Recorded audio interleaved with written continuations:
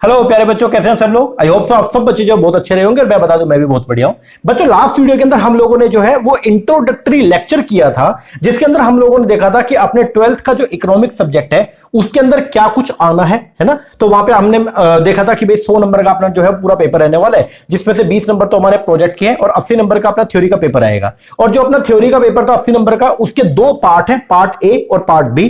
Part A जो है वो था अपना मैक्रो इकोनॉमिक्स का, और पार्ट बी जो है वो था अपना इंडियन इकोनॉमिक डेवलपमेंट का। तो लास्ट वीडियो जो हमने फर्स्ट लेक्चर जो हमने किया था उसके अंदर हम लोगों ने डिस्कस किया था कि इंडियन इकोनॉमिक डेवलपमेंट जो है वो कितने नंबर का है और जो आपका मैक्रो इकोनॉमिक्स है वो कितने नंबर का है। फिर आपको मैंने बोला था कि अभी हम लोग जो है 1 तारीख को हम स्टार्ट करने जा रहे हैं मैक्रो इकोनॉमिक्स, और 6 तारीख से हम शुरू करने वाले इंडियन इकोनॉमिक डेवलपमेंट को। ओके जी। तो लास्ट जो लेक्चर था अपना, दैट इज मतलब फर्स्ट लेक्चर जो था हमारा, उसके अंदर हम लोगों ने पढ़ा था मैक्रो इकोनॉमिक्स के बारे में। कुछ ध्यान हो आपको, एक बार के लिए बताओ क्या क्या हमने देखा था। देखो, हम लोगों ने वहां पे ये देखा था, एक तो कि अपना सिलेबस देखा था पहले तो, है ना। देन उसके बाद में फिर हम लोगों ने जो है वो देखा था कि भाई इकोनॉमिक्स जो है उसके 2 सेगमेंट है ना। एक है माइक्रो और एक है कौन सा, मैक्रो। अब ये मतलब इकोनॉमिक्स को 2 सेट ऑफ पार्ट्स के अंदर जो आपको ये बाइफर्केशन हुआ, ये किसने किया? तो 1933 के अंदर ये किया था किसने? नॉर्वे के एक इकोनॉमिस्ट थे, उनका नाम था रागनर फ्रीश। ठीक है जी। फिर हमने पढ़ा था कि मैक्रो इकोनॉमिक्स क्या होता है। तो हमने देखा था वहां पे कि मैक्रो इकोनॉमिक्स है वो 2 वर्ड से मिलकर बना, एक है आपका मैक्रो और एक है क्या, इकोनॉमिक्स। ठीक है जी। मैक्रो का मतलब क्या होता है? लार्ज। हमने वहां पे देखा था ये मैक्रो जो वर्ड है ये तो इंग्लिश वर्ड है, लेकिन इसका जो ओरिजिन है वो कहां से हुआ? इसका ओरिजिन हुआ ग्रीक वर्ड मैक्रोस से। कहां से? मैक्रोस से। और इसका मतलब क्या होता है? लार्ज होता है। अब अपने इकोनॉमिक्स के अंदर मेजर जो वर्ड्स जो हम यूज करते हैं वो सब कहां से? ग्रीक लैंग्वेज से आए। उसका मीनिंग आपको मैंने लास्ट वीडियो में समझा दिया था। जिस बच्चे ने फर्स्ट लेक्चर नहीं देखा उसको पहले एक बार देख लो। ठीक है। फिर हमने पढ़ा था इकोनॉमिक्स क्या होती है। तो हमने देखा था इकोनॉमिक्स बेसिकली एक स्टडी होती है जिसके अंदर हम लोग जो है वो ये देखते हैं कि किस तरीके से एक इंडिविजुअल, किस तरीके से एक बिजनेस, या किस तरीके से एक गवर्नमेंट अपने पास जो उसके पास में अवेलेबल रिसोर्सेज होते हैं वो उसका किस तरीके से यूज करती है, सो दैट मैक्सिमम सेटिस्फेक्शन जो है वो गेन की जा सके। या फिर अपने लिमिटेड रिसोर्सेज को, जिनकी क्या है, स्कार्सिटी है। रिसोर्स हमेशा जो है हमारे पास क्या होते हैं, लिमिटेड होते हैं, और रिसोर्स की हमेशा क्या होती है, कमी होती है ना। तो इकोनॉमिक्स के अंदर हम लोग ये स्टडी करते हैं कि कैसे एक पर्सन जो है वो अपने पास अवेलेबल लिमिटेड रिसोर्सेज को यूज करता है, सो दैट उसके यूज से वो मैक्सिमम वांट को क्या कर पाए, सेटिस्फाई कर पाए। उसी को बोलते हैं हम लोग क्या, इकोनॉमिक्स। इस स्टडी को बोलते हैं बेसिकली क्या, इकोनॉमिक्स। अगर आप ये इकोनॉमिक प्रॉब्लम की स्टडी कर रहे हैं एट इंडिविजुअल लेवल तो उसको बोलते हैं माइक्रो इकोनॉमिक्स। और अगर आप ये सेंटर प्रॉब्लम जो है आपकी बेसिकली इसकी अगर आप स्टडी कर रहे हैं इकोनॉमी एज ए वाइड के तौर पे, तो उसको बोलते हैं हम लोग क्या, मैक्रो इकोनॉमिक्स। ये सब चीजें हम लोगों ने फर्स्ट लेक्चर के अंदर पढ़ ली थी।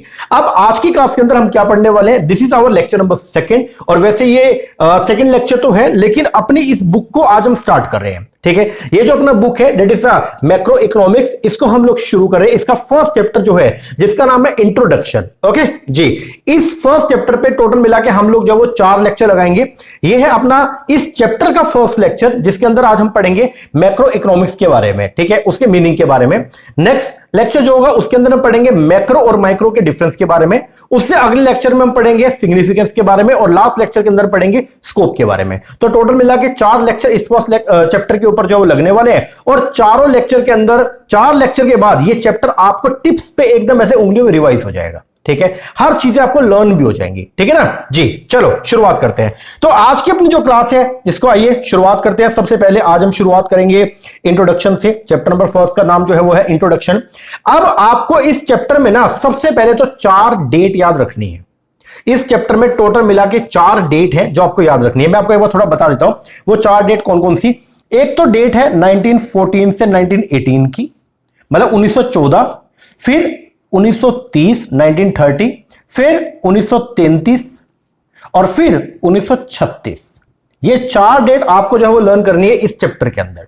तो आपका जो फर्स्ट चैप्टर है इसमें जो मेन डेट है, मेन जो ईयर है जो आपको लर्न करने है वो कितने, 4। कौन कौन सा? एक तो 1914, फिर 1930, फिर 1933 और फिर 1936। ठीक है, दोबारा मेरे साथ जल्दी जल्दी बोलो। अब अपना, क्योंकि अब अपने बुक से हमने पढ़ना शुरू करेंगे तो आप मेरे साथ साथ रिपीट करना। ठीक है ना, आप अपने घर पे बैठ के इस लेक्चर को लगा रहे हो तो मेरे साथ साथ बोलना। ठीक है, तो 4 डेट अपने को इस लेक्चर के अंदर जो है वो याद करनी है। वो 4 कौन कौन सी है? सबसे पहला 1914, फिर उसके बाद में 1930, फिर 1933 और फिर 1936। ओके, एक बार ओवरव्यू आपको मैं दे देता हूं। सबसे पहला आपने सुना होगा वर्ल्ड वॉर, है ना।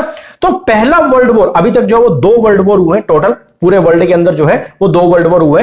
पहला वर्ल्ड वॉर हुआ था आपका 1914 में, 1914 में जो है वो वर्ल्ड वॉर आपका स्टार्ट हो गया था, और ये 1914 से 1918 तक चला, 1918 तक चला। 4 साल का इसका जो है वो टेन्योर रहा। ओके जी। उसके बाद जो सेकंड वर्ल्ड वॉर है वो आपका हुआ था 1939 से शुरू, और 1946 के अंदर जाके वो जो है वो 1945 में जाके वो क्या हुआ था, एंड हुआ था। आपने सुना होगा जापान का एक शहर था हिरोशिमा और एक और शहर था नागासाकी, वहां पे यूएसए ने जो है एटॉमिक जो है वो मतलब बम जो है वहां पे फोड़ दिया था, है ना, न्यूक्लियर फोड़ दिया वहां पे। तो ये जब ऐसा हुआ, जब अमेरिका ने जापान के ऊपर हमला किया था, ये था आपका अमेरिका की वहां पे प्रभुसत्ता बढ़ गई, ठीक है, और वर्ल्ड वॉर सेकंड जो वो क्या हो गया था, एंड हो गया। उसके बाद कोई वर्ल्ड वॉर नहीं हुआ। तो आज की डेट में अगर आप बात करें राइट नाउ, तो टोटल मिला के 2 बार जो वर्ल्ड वॉर हुए।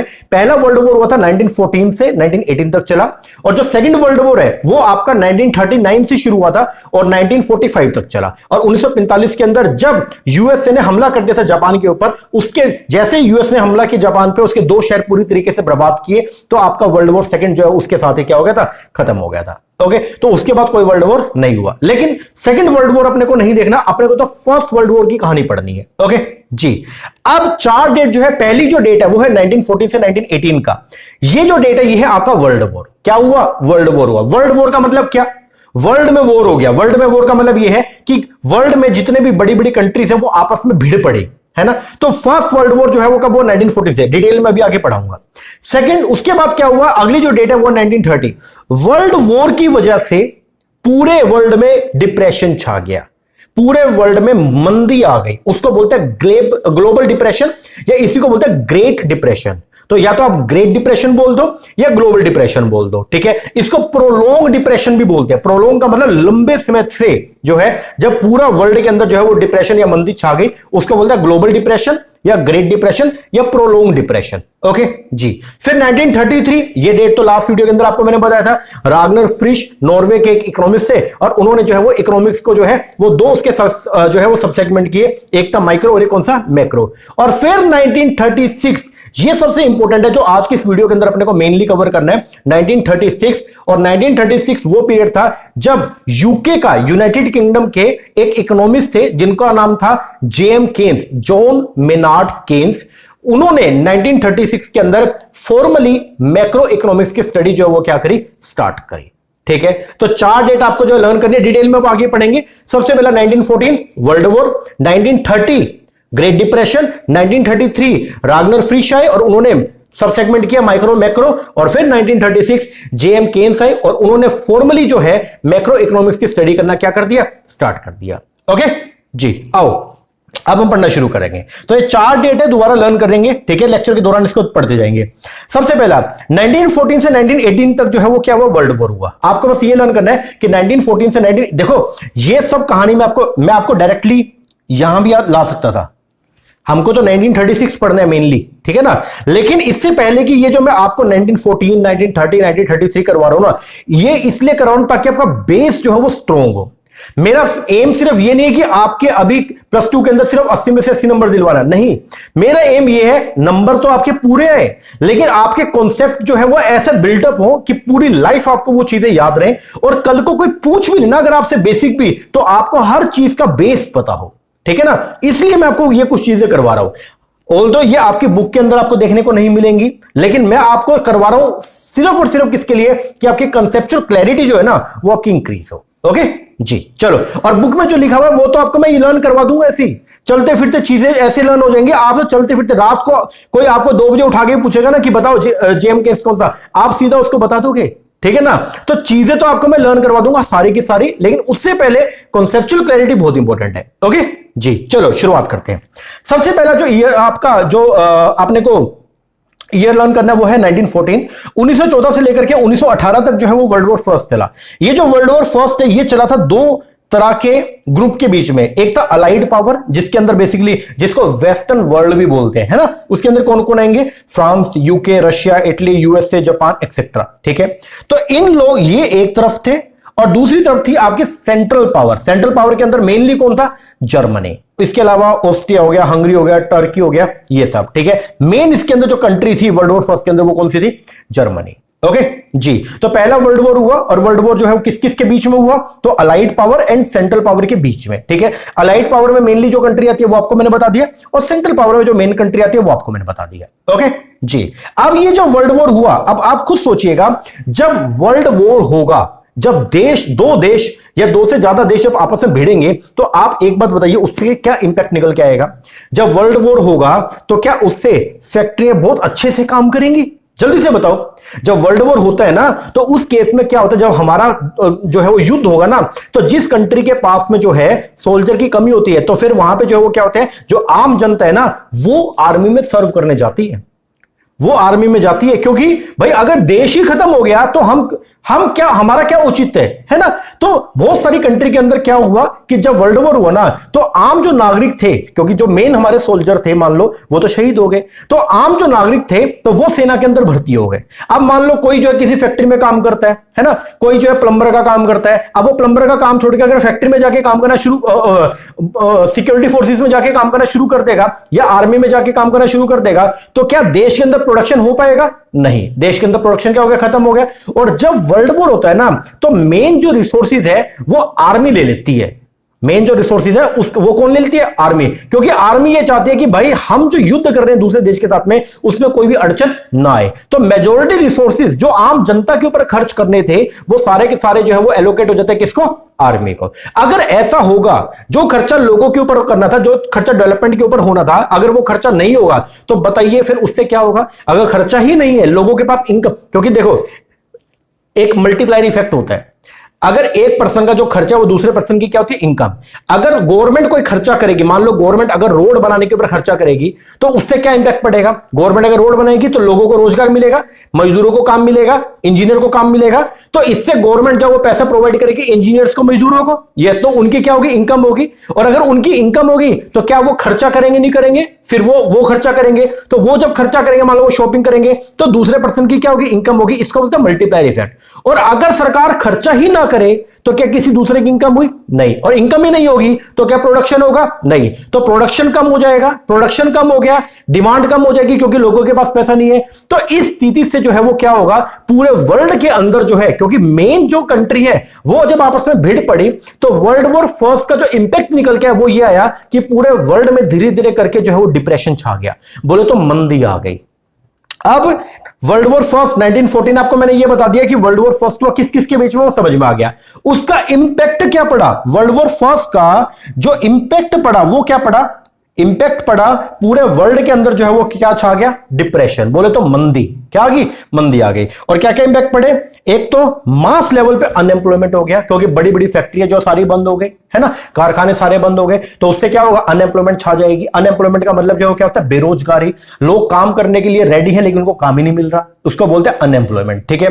दूसरा, बैंक जो है, बड़े बड़े बैंक जो है वो क्या हो गए? फेल हो गए। बड़ी बड़ी फैक्ट्रियों ने जो है वो बैंकों से लोन ले रखा था, ठीक है। अब फैक्ट्री काम तो तब करेगी जब डिमांड होगी, अगर डिमांड ही नहीं है तो फैक्ट्री प्रोडक्शन करके कर भी क्या लेगी? तो फैक्ट्री ने प्रोडक्शन बंद कर दिया। अगर फैक्ट्री प्रोडक्शन नहीं करेगी और अगर डिमांड नहीं है तो फिर क्या होगा? तो अपने को फैक्ट्री बंद करना पड़ेगा। और हमने जो लोन ले रखा था किससे? बैंक से, तो बैंक का वो लोन क्या हो जाएगा? फेल हो जाएगा, क्योंकि फैक्ट्री तो चुका नहीं पाएगी, तो बैंक फेल हो गए। और किसी भी देश की जो रीढ़ की हड्डी होती है ना, वो होता है उसका बैंकिंग स्ट्रक्चर। और अगर किसी देश का बैंकिंग स्ट्रक्चर अगर पुअर है तो वहां वो जो देश है वो बहुत जल्दी कोलैप्स हो जाएगा। ओके, तो वर्ल्ड वॉर का जो इंपैक्ट आया वो क्या? डिप्रेशन। और डिप्रेशन की वजह से क्या क्या हुआ? सबसे पहले तो मास लेवल पे अनएम्प्लॉयमेंट हो गया। दूसरा, बैंक जो है पूरी तरीके से फेल हो गए। तीसरा, जो ग्लोबल ट्रेड था वो पूरी तरीके से कोलैप्स हो गया। अब ग्लोबल ट्रेड के अंदर बेसिकली हम जो लेके चलते हैं किसको? Import export. किसको लेके चलते हैं? Import and export. बाहर से सामान मंगाना इज नोन एज इंपोर्ट, और इंडिया से सामान बना के बाहर बेचना इज नोन एज एक्सपोर्ट। तो जब आपस में युद्ध चल पड़ेगा तो क्या ग्लोबल ट्रेड बढ़ेगा या कम हो जाएगा? कम हो जाएगा। और अगर ग्लोबल ट्रेड कम होगा तो क्या आपकी इनकम भी कम होगी? यस। अगर आपकी इनकम भी कम हो रही है तो क्या आप चीजें, मतलब आप खर्चा ज्यादा करोगे कम करोगे? सर अगर इनकम ही नहीं होगी तो खर्चा भी कम। और अगर खर्चा ही नहीं होगा तो क्या प्रोडक्शन होगा? नहीं। तो क्या जीडीपी डाउन हो जाएगी? हो जाएगी। समझ में आ रहा है? पूरा इंपैक्ट पड़ा, ठीक है। तो जो ग्लोबल ट्रेड है वो भी पूरी तरीके से क्या हो गए? कोलैप्स हो गए। And massive shift toward socialism, पहले जो चलता था वो था कैपिटलिज्म, मतलब ये है कि वहां पे जो है प्राइवेट जो लोग थे वो ही अपने तरीके से काम करते थे, गवर्नमेंट बीच में ज्यादा इंटरफेयर नहीं करती थी। लेकिन जब मास लेवल पे पूरे वर्ल्ड में अगर जो है वो क्या डिप्रेशन आ गया, कंट्री की कंट्री पूरी तरीके से दिवालिया होने वाली हुई, तो लोगों ने जो है वो सरकार को बोला कि भाई तुम कदम उठाओ। और फिर धीरे धीरे करके जो इकोनॉमिक पैटर्न है वो धीरे धीरे शिफ्ट होने लगा किसकी तरफ, सोशलिज्म की तरफ। ओके जी, तो दो चीजें, दो जो है वो ईयर हमने अभी पढ़े। सबसे पहले पढ़ा 1914 से 18, यहां तो क्या वो वर्ल्ड वॉर हुआ, और फिर पढ़ा 1930, इसका इंपैक्ट क्या पड़ा। तो ग्लोबल डिप्रेशन पूरे वर्ल्ड में छा गया, और डिप्रेशन का इंपैक्ट क्या क्या है, मास लेवल पे अनएम्प्लॉयमेंट हुई है, लोग जो है बेरोजगार हो गए। दूसरा, बैंक पूरी तरीके से फेल हो गए। तीसरा, जो ग्लोबल ट्रेड था वो पूरी तरीके से कोलैप्स हो गया। एंड चौथा, that is a massive shift towards socialism. यहां तक ओके बोलो जी सर। अब यहां पे नॉर्वे के एक इकोनॉमिस्ट थे जिनका नाम था रागनर फ्रीश, और वो आए और वो आके ये बोले कि भैया देखो, ध्यान से समझना, बहुत इंपॉर्टेंट बात है। 1930 तक, 1930 से पहले तक जो है वो क्या होता था, इकोनॉमिक्स जो है वो हम पढ़ते थे ओनली माइक्रो लेवल पे। 1930 तक जो है इकोनॉमिक्स जो है वो हम पढ़ते थे ओनली किस पे, माइक्रो लेवल पे। इसका मतलब ये है ओनली इंडिविजुअल बेसिस पे या फर्म बेसिस पे जो है वो क्या होता था, हम लोग स्टडी करते थे। हम ये देखते थे कि एक इंडिविजुअल कब जो है वो इक्विलिब्रियम के अंदर होगा, एक इंडिविजुअल जो है कब संतुलन के अंदर होगा, ये सब चीजें हम चेक करते थे। लेकिन अब क्योंकि पूरे वर्ल्ड के ऊपर जो है वो इंपैक्ट आने लगा, तो देश को, मतलब जो गवर्नमेंट है, हर देश की गवर्नमेंट, उसको एक्टिवली पार्टिसिपेट करना पड़ेगा। तो रागनर फ्रीश यहां पे आके ये बोले कि अब अपने को इकोनॉमिक प्रॉब्लम को जो है इंडिविजुअल बेसिस के अलावा इकोनॉमी एज ए होल पे भी जो है वो क्या करना पड़ेगा, स्टडी करना पड़ेगा। और उसके लिए उन्होंने एक टर्म जो है वो बताई, that is known as macro economics. क्या, मैक्रो इकोनॉमिक्स। तो 1930 से पहले जो चलता था वो क्या थी, हमारा इकोनॉमिक्स के अंदर ओनली हम पढ़ते थे माइक्रो इकोनॉमिक्स। लेकिन 1930 के ये डिप्रेशन के बाद नॉर्वे के एक इकोनॉमिस्ट जिनका नाम क्या था, रागनर फ्रीश, उन्होंने 1933 में, ये बंदा था रागनर फ्रीश, इसने 1933 के अंदर जो है वो क्या किया, इकोनॉमिक्स को जो है उसके दो जो है वो सब सेगमेंट किए, एक था माइक्रो और एक है मैक्रो। तो वो बोले अगर मान लो, अब ध्यान से समझना, रागनर फ्रीश ने ये बोला कि अगर आपको इकोनॉमिक प्रॉब्लम की जो है वो स्टडी करनी है किस पे, इंडिविजुअल लेवल पे, तो उसको बोलेंगे हम लोग क्या, उस स्टडी को बोलेंगे हम लोग क्या, माइक्रो इकोनॉमिक्स। और अगर आपने जो है वो इकोनॉमिक प्रॉब्लम की स्टडी करनी है एट ए मैक्रो लेवल पे, ग्लोबल लेवल पे, economy as a whole level पे, तो उसको बोलेंगे हम लोग क्या, मैक्रो इकोनॉमिक्स। तो तीसरी जो डेट है वो क्या, 1933। और ये क्या है, जब नॉर्वे के एक इकोनॉमिस्ट है जिनका नाम क्या था, रागनर फ्रीश, और उन्होंने जो है वो दो सब सेगमेंट जो है वो कर दिए इकोनॉमिक्स के, एक था माइक्रो और एक कौन सा, मैक्रो। अब नीचे कुछ लिखा है,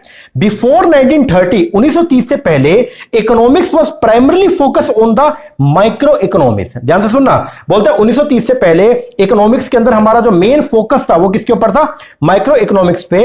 दैट मींस इसके अंदर हम एनालाइज करते थे कंज्यूमर को, फर्म को एंड स्पेसिफिक इंडस्ट्री को अंडर द क्लासिकल अजम्पशन, इस अजम्पशन के बेस पर that market naturally self correct to the full employment, कि मार्केट अपने हिसाब से, मार्केट फोर्सेस जो होती है ना, डिमांड एंड सप्लाई, उसको बोलते हैं मार्केट फोर्सेस। तो हम ये एज्यूम करते थे कि मार्केट फोर्सेस अपने आप जो है वो इक्विलिब्रियम को सेट कर लेंगे। अभी के लिए बस इतना ध्यान में रखो, हम 1930 से पहले हम ओनली, हमारा इकोनॉमिक्स के अंदर जो मेन कंसर्न था वो क्या था, माइक्रो इकोनॉमिक्स। और वहां पे हम ये एज्यूम करके चलते थे कि डिमांड और सप्लाई जो है ना, जिसको बोलते हैं मार्केट फोर्सेस, क्या, डिमांड एंड सप्लाई। तो हम ये एज्यूम करके चलते थे कि डिमांड एंड सप्लाई ऑटोमेटिकली जो है वो इक्विलिब्रियम स्टेट पे आ जाएंगी, हम ये अज्यूम करके चलते थे। लेकिन अब उनको भी लगा कि नहीं, ये तो यार पूरे वर्ल्ड के अंदर जो है वो क्या, डिप्रेशन छा गया, और अगर डिप्रेशन आ गया तो यहां पे जो है वो हर देश की गवर्नमेंट को एक्टिवली पार्टिसिपेट करना पड़ेगा। तो उन्होंने वहां पे एक टर्म दिया, उस टर्म का नाम क्या था, मैक्रो इकोनॉमिक्स। ओके जी, 3 डेट हो गया अपना, जल्दी से बोलो मेरे साथ में कौन कौन सा।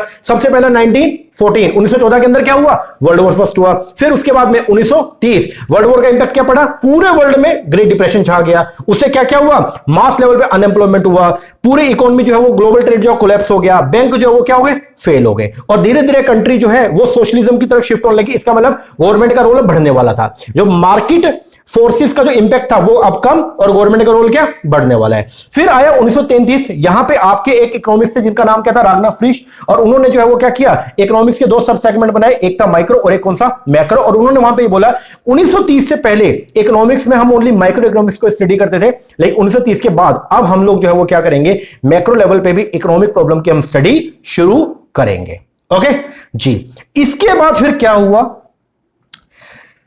1936 के अंदर यूके के एक बहुत बड़े इकोनॉमिस्ट हुए जिनका नाम था J.M. Keynes, John Maynard Keynes. अब ये देख लो, ये मूछड़ आदमी जो है ना, ये इसका नाम था J.M. केन्स। इसकी वजह से हम ये मैक्रो इकोनॉमिक्स पढ़ रहे हैं। ये जो बुक आप पढ़ रहे हैं ना मैक्रो इकोनॉमिक्स की, ये इनकी देन है। इन्होंने 1936 के अंदर जो है वो स्टडी किया, क्योंकि यूके मेजर कंट्री था वर्ल्ड वॉर फर्स्ट में। ये देखो, ये वर्ल्ड वॉर फर्स्ट जो आपका हुआ है ना, ये देखो, इसमें अलाइड पावर जो कौन था, यूके। और यहां पे इन कंट्री ने मिलकर के जो है वो जर्मनी को हरा दिया था। ठीक है, तो मेन कंट्री यहां पे कौन, यूके। और यूके, क्योंकि यूके खुद युद्ध के अंदर कूद गया, तो यूके के हालात भी थोड़े से फेल हो गए थे, है ना। जो ब्रिटेन, उसके भी हालात फेल हो गए थे। तो अब उसने भी अपना क्या डेवलपमेंट करना था। तो वहां पे एक इकोनॉमिस्ट हुए, यूके के एक इकोनॉमिस्ट थे, उनका नाम था J.M. केन्स, जिसको हम प्यार से क्या बोलते हैं, ही is the founding father of macro economics. Micro economics के फाउंडिंग फादर कौन है, एल्फ्रेड मार्शल। एडम स्मिथ नहीं है, एल्फ्रेड मार्शल। मार्शल को बोलते हैं हम लोग क्या, ही is the father of the, मतलब वो फादर थे किसके, माइक्रो इकोनॉमिक्स के। लेकिन मैक्रो इकोनॉमिक्स के जो फाउंडिंग फादर है वो कौन है जी आपके, बोलो, who is the founding father of the macro economics, वो है आपके J.M. Keynes, John Maynard Keynes. अब फाउंडिंग फादर का मतलब ये होता है कि वो लोग जिन्होंने सबसे ज्यादा कंट्रीब्यूशन किया इस सब्जेक्ट पे। तो माइक्रो इकोनॉमिक्स में सबसे ज्यादा कंट्रीब्यूशन किसका है, एल्फ्रेड मार्शल का। और मैक्रो इकोनॉमिक्स में सबसे ज्यादा जो कंट्रीब्यूशन है वो किसका है, बोलो, J.M. केन्स का। ओके जी। तो 1936 के अंदर यूके के एक इकोनॉमिस्ट थे, उनका नाम था J.M. Keynes, John Maynard Keynes. और उन्होंने रेवोल्यूशनाइज किया इस फील्ड को। ठीक है, वो भी इकोनॉमिक्स से बहुत बड़े, ठीक है, इकोनॉमिक स्टडी वो करते थे। तो उन्होंने ये बोला कि जो पहले हम इंडिविजुअल बेसिस पे इक्विलिब्रियम सेट करते थे ना, अब अपने को वो छोड़ना पड़ेगा और इकोनॉमी ऐसे होल लेवल पे भी अपने को साथ में काम करना पड़ेगा। मतलब छोड़ना नहीं पड़ेगा, बेसिकली माइक्रो के साथ में अब अपने को मैक्रो लेवल पे भी जो है वो क्या करना पड़ेगा, इकोनॉमिक प्रॉब्लम का स्टडी शुरू करना पड़ेगा। चलो अब पढ़ते हैं। तो यहां पे कौन है, ये J.M. Keynes. Okay, he is the founding father of the macro economics. अब यहां पे दो चीजें आपको मैंने जो है वो लर्न करवा दी। Father of micro economics Alfred Marshall, father of macro economics J.M. Keynes. ठीक है, तो J.M. केन्स इन्होंने क्या किया, इन्होंने रेवोल्यूशनाइज किया इस फील्ड को। कैसे, by shifting the economic focus from individual market behaviour. तो ये इन्होंने जो है वो क्या किया, इस इकोनॉमिक्स की फील्ड को पूरे तरीके से रेवोल्यूशनाइज किया। कैसे, इन्होंने जो अपना मेन फोकस था, जो हमारा मेन फोकस था वो क्या था, इंडिविजुअल बेसिस पे, बोले तो माइक्रो इकोनॉमिक्स। इससे इन्होंने फोकस जो है वो चेंज किया किस पे, to the broader wider part पे, systematic behaviour of the entire economies, जैसे unemployment, inflation, aggregate demand, aggregate supply etcetera. तो इन फैक्टर के ऊपर अब फोकस करना हमने जो वो क्या किया, स्टार्ट किया। तो मैक्रो इकोनॉमिक्स के अंदर हम क्या करते हैं, मैक्रो इकोनॉमिक्स के अंदर हम इकोनॉमी एज ए वाइड की, इकोनॉमी पूरी अर्थव्यवस्था की इकोनॉमिक प्रॉब्लम को स्टडी करने का काम करते हैं। और पूरी अर्थव्यवस्था की जो इकोनॉमिक प्रॉब्लम है उसके अंदर बेसिकली क्या कहती है, अनएम्प्लॉयमेंट हो गया, ठीक है, प्राइस लेवल हो गया, इन्फ्लेशन डिफ्लेशन हो गया, एग्रीगेट डिमांड हो गया, एग्रीगेट सप्लाई हो गया, इनकी स्टडी के ऊपर फोकस किया गया। ओके, दोबारा देखो, J.M. केन्स ने रेवोल्यूशनाइज किया इस फील्ड को, बोल दो इकोनॉमिक्स की फील्ड को रेवोल्यूशनाइज किया। कैसे, by shifting the economics focus from individual market behaviour से, उन्होंने इंडिविजुअल मार्केट बिहेवियर से फोकस शिफ्ट कर दिया कहां पे, to a broader systematic behaviour of the entire economics. बल्कि इंडिविजुअल बेसिस से फोकस हटा के किस पे कर दिया, पूरी इकोनॉमी एज ए होल पे। और किन किन फैक्टर को स्टडी करना शुरू किया, unemployment, inflation, deflation, aggregate demand, aggregate supply etcetera. Okay जी। तो यहां से 1936 से जो है फॉर्मली मैक्रो इकोनॉमिक्स की जो है वो फॉर्मल स्टडी क्या हुई, शुरू हुई। तो 1936 से 1936 से जो है फॉर्मल स्टडी जो वो क्या हुई, स्टार्ट हुई। ओके, और यहां पे जो मेन फोकस था वो किसके ऊपर था, गवर्नमेंट रोल पे। तो यहां पे जो J.M. केन्स थे उन्होंने ये बोला कि गवर्नमेंट को एक्टिवली पार्टिसिपेट करना पड़ेगा। अगर हर देश को जो है वो क्या करना है, हर देश की गवर्नमेंट को एक्टिवली रोल निभाना पड़ेगा अगर आपको अपने देश को डिप्रेशन से बाहर निकालना है तो। ओके, बोलो यस और नो, यस। देखो, तो 4 डेट आपको मैंने बोला था, 1914 से 18 वर्ल्ड वॉर, कौन सा, first. 1930 great depression, 1933 Ragnar Frisch micro macro, और 1936 में J.M. केन्स आए और उन्होंने आकर के जो है वो क्या किया, 1936 के अंदर J.M. केन्स और उन्होंने जो है फॉर्मली मैक्रो इकोनॉमिक्स की जो है वो क्या करी, नींव रखी। ओके, मैक्रो इकोनॉमिक्स वर्ड अपने आप में रागनर फ्रिश ने बताया था, कोइन किया था, लेकिन उसकी फॉर्मल, उसको आगे जो लेके गए मेन जो जिन्होंने स्टडी स्टार्ट करी वो कौन थे, आपके J.M. केन्स। ओके जी। अब आप एक काम करो, अपनी बुक में आ जाओ, चैप्टर नंबर 1 के पेज नंबर 1 पे पढ़ना शुरू करेंगे। ध्यान दो जी, about the macro economics, origin of the term. सबसे पहला ये जो मैक्रो वर्ड है, मैक्रो इकोनॉमिक्स के अंदर जो मैक्रो वर्ड है, मैक्रो तो इंग्लिश वर्ड है ना, तो the term macro in English has its origin in the Greek term macros. तो ये जो मैक्रो वर्ड है इसका ओरिजिन कहां से हुआ? ग्रीक टर्म मैक्रो से, जिसका मतलब क्या होता है? Large. In the context of the macro economics, large का मतलब होता है इकोनॉमी एज ए होल। तो लार्ज का मतलब यहां पे क्या होता है? Economy as a whole. आगे इमर्जेंस कैसे कैसे हुआ बताओ? मैक्रो इकोनॉमिक्स की शुरुआत कैसे हुई? तो 1936 के अंदर कौन थे? जेएम के। अब आपको मैंने एक स्टेप फर्दर बता दिया, आपके टीचर ने आपको 1936 की कहानी बताई होगी, अगर बताई है तो ठीक है, लेकिन मैंने आपको 1933 की कहानी बता दी, उससे पहले ग्लोबल डिप्रेशन की कहानी बता दी, और उससे पहले वर्ल्ड वॉर फर्स्ट की कहानी बता दी। तो आपको थोड़ा बेस पता चल गया। अब आप पढ़ाई करोगे तो आपको मजा भी आएगा, क्योंकि आपको बेसिक्स पता है। ओके जी, चलो देखते हैं। Macro economics emerge as a separate branch of economics in 1936 with the publication of celebrated book. अब आपको ये लर्न करना पड़ेगा, 1936 के अंदर जेएम केन्स ने एक बुक छापी थी, और बुक का नाम था the general theory of employment, general theory of employment, interest and money. ये बुक उन्होंने जो है वो क्या करी? पब्लिश करी, और इसमें जो मेन फोकस था वो किस पे था? मैक्रो लेवल पे। ठीक है, तो क्या बुक का नाम क्या था? The general theory of employment, interest and money. तो जब ये किताब छपी तो उस टाइम से जो है 1936 के अंदर ये बुक छापी, और तब से जो है वो मैक्रो इकोनॉमिक्स जो है वो फॉर्मली जो है उसकी हम स्टडी करना हमने क्या कर दिया? स्टार्ट कर दिया। दोबारा देख लो, मैक्रो इकोनॉमिक्स इमर्ज हुई as a separate branch of economics in 1936 में, विद द, जब क्या हुई? पब्लिकेशन हुई जेएम केन्स की बुक, जिसका नाम क्या है? The general theory of employment, interest and money. अब ये क्वेश्चन एग्जाम के अंदर आ सकता है, आपके एमसीक्यू के अंदर, थोड़ा ध्यान रखना। आगे बुक एम्फेसाइज, बुक ने फोकस किया, एम्फेसाइज का मतलब फोकस किया किस फैक्टर पे? Focus the role of government. तो इस बुक के अंदर जो है गवर्नमेंट के रोल के ऊपर ज्यादा फोकस किया गया when the economy is in state of depression. जब इकोनॉमी डिप्रेशन की स्टेट में है ना, तो गवर्नमेंट को एक्टिवली पार्टिसिपेट करना पड़ेगा उसको डिप्रेशन से बाहर निकालने के लिए। तो इस बुक के अंदर यह बता रखा था कि गवर्नमेंट को कैसे कैसे स्टेप उठाने चाहिए इकोनॉमी को डिप्रेशन से बाहर निकालने के लिए। तो क्या बोलते हैं? The book emphasize the role of the government when the economy is in the state of depression, मतलब व्हेन द लेवल और output and employment tend to fall. जब level of output and employment जो है वो क्या गिर रहे हैं, एम्प्लॉयमेंट भी मतलब ये है, देश में बेरोजगारी धीरे धीरे बढ़ रही है, और जीडीपी धीरे धीरे क्या हो रहा है? डाउन हो रहा है, जिसकी वजह से क्या डिमांड जो क्या हो रही है? कम हो रही है। तो ऐसा केस में जो है वो गवर्नमेंट को एक्टिवली पार्टिसिपेट करना चाहिए, ताकि जो देश है उसको डिप्रेशन से बाहर निकाला जा सके। आगे केन्स ने डिस्कार्ड किया लॉन्ग हेड बिलीफ। पहले क्या होता था, मैंने आपको बताया कि डिमांड, आपने माइक्रो इकोनॉमिक्स के अंदर पढ़ा होगा कि जहां पे डिमांड और सप्लाई बराबर होती है, हम ऐसा पढ़ते हैं ना, ये आपका डिमांड कर्व होता है, ये अपना सप्लाई कर्व होता है, और जहां पे ये इंटरसेक्ट करते हैं वहां पे क्या होता है? इक्विलिब्रियम होता है। यस और नो? यस। तो पहले ये चलता था, लेकिन अब जेएम केन्स ने ये बोला कि भैया ऐसे नहीं होगा, कि अपने आप सोचो ना कि डिमांड और सप्लाई अपने आप जो है, मतलब मार्केट फोर्सेस अपने हिसाब से जो है वो प्राइस को सेट कर लेंगे, नहीं होगा, गवर्नमेंट को पार्टिसिपेट करना पड़ेगा। तो क्या बोलते हैं? केन्स ने डिस्कार्ड किया, इस डिस्कार्ड मतलब बाहर किया, हटाया किसको? इस बिलीफ को, इस लॉन्ग हेड बिलीफ मतलब लंबे समय से चलते आ रहे बिलीफ को हटाया कि मार्केट फोर्सेस जो होती है सप्लाई एंड डिमांड की, वो ऑटोमेटिकली टैकल कर लेंगी problem of the unemployment and the low level of output. तो केन्स बोले ऐसा नहीं हो सकता।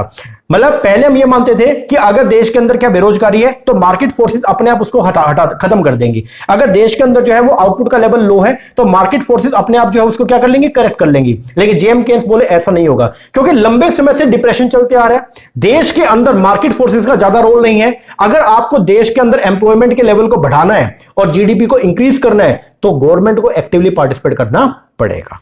ठीक है, तो ये इन सबसे अपने को क्या समझने मिला कि मैक्रो इकोनॉमिक्स क्या होती है? Macro economics is defined as a branch of economics. तो पहली बात तो मैक्रो इकोनॉमिक्स भी जो है वो क्या है? ये ब्रांच है किसका? इकोनॉमिक्स का, जहां पे हम स्टडी करते हैं इकोनॉमिक इशू या economic problem at the level of the economy as a whole. जहां पे हम लोग इकोनॉमिक प्रॉब्लम की स्टडी करते हैं इंडिविजुअल लेवल पे नहीं, इकोनॉमी लेवल पे, पूरी अर्थव्यवस्था के स्तर पर। ओके जी। अब प्रिंसिपल कंसर्न जो है मैक्रो इकोनॉमिक्स में हम क्या क्या स्टडी करते हैं? यहां पे हम लोग देखते हैं एम्प्लॉयमेंट, यहां पे हम देखते हैं कि हमारे देश के जो निवासी हैं उनको रोजगार मिलना चाहिए। दूसरा, ग्रोथ ऑफ आउटपुट, हमारा जीडीपी बढ़ना चाहिए। तीसरा, प्रॉब्लम ऑफ द प्राइस है, अगर इन्फ्लेशन लगातार बढ़ते जा रहा है, ठीक है, और जो बेसिक नेसेसिटी की चीज है वो बहुत महंगी होती जा रही है, लोगों की रीच से बाहर हो रही है, तो ये भी एक दिक्कत वाली चीज है, इसके ऊपर फोकस करना चाहिए। And the problem of the depression, और डिप्रेशन से अपने आप को क्या निकालना है? बाहर निकालना है। ओके जी।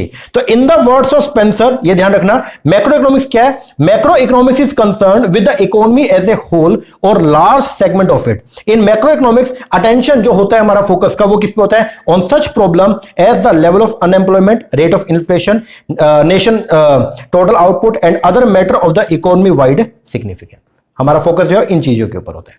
ओके जी। तो अगर कोई पूछ ले व्हाट इज मैक्रो इकोनॉमिक्स, तो आप क्या बोलोगे? जब हम इकोनॉमिक प्रॉब्लम की स्टडी करते हैं इकोनॉमी बेसिस पे, जब हम जो सेंट्रल प्रॉब्लम्स है उनकी हम क्या कर रहे हैं? स्टडी कर रहे हैं। कैसे? इकोनॉमी लेवल पे, तो उसको बोलते हैं हम लोग क्या क्या बोलेंगे उसको? Macro economics. इकोनॉमिक्स क्या होता है? इकोनॉमिक्स के अंदर हम लोग ये देखते हैं कि किस तरीके से एक इंडिविजुअल या एक फर्म या एक कंट्री अपने लिमिटेड रिसोर्स को यूज करता है अपनी अनलिमिटेड वांट को सेटिस्फाई करने के लिए। यस, अगर ये चीजें आप देख रहे हो economy as a whole level पे, तो उसको बोलते हैं हम लोग क्या? Macro economics. और अगर ये इकोनॉमिक प्रॉब्लम की आप स्टडी कर रहे हो इंडिविजुअल बेसिस पे, तो उसको बोलते हैं हम लोग क्या? Micro economics.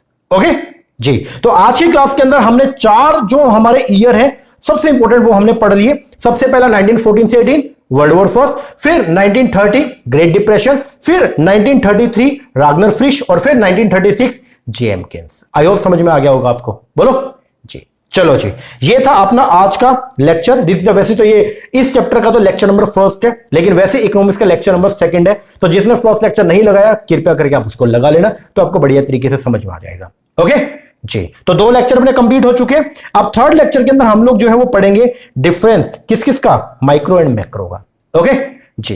लेक्चर कैसा लगा कमेंट करके जरूर बताना, और भाई अपने फ्रेंड्स के साथ जरूर शेयर करना इस वीडियो को भी, ताकि इसका बेनिफिट उनको भी मिले।